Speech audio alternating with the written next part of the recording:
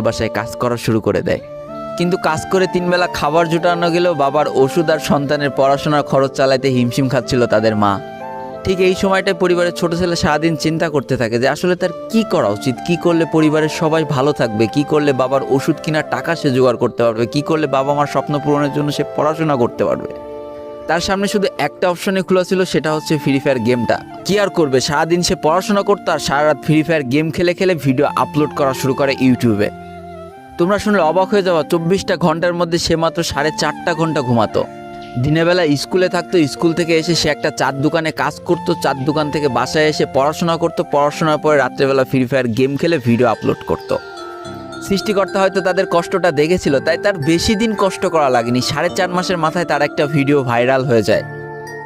ব্যাস, লাইফের মোড়টা এইখান থেকে ঘুরে গিয়েছিল। তোমরা সকলে জানো একটা ভিডিও ভাইরাল হলে আসলে কি হয়। সব জায়গায় তার নাম ছড়িয়ে যায়, মানুষ আস্তে আস্তে তার ভিডিও দেখতে শুরু করে, তাকে পছন্দ করতে শুরু করে, তার গেম প্লে ভালো লাগতে শুরু করে। একটা সময় সে একটা ভালো প্লেয়ার হয়ে যায়। আর সে জীবনের প্রথম পেমেন্ট পেয়েছিল 12,500 টাকার, যেখান থেকে 7,000 টাকার তার বাবার জন্য ওষুধ কিনে দিয়েছিল আর বাকি টাকাটা তার আম্মুর হাতে তুলে দিয়েছিল।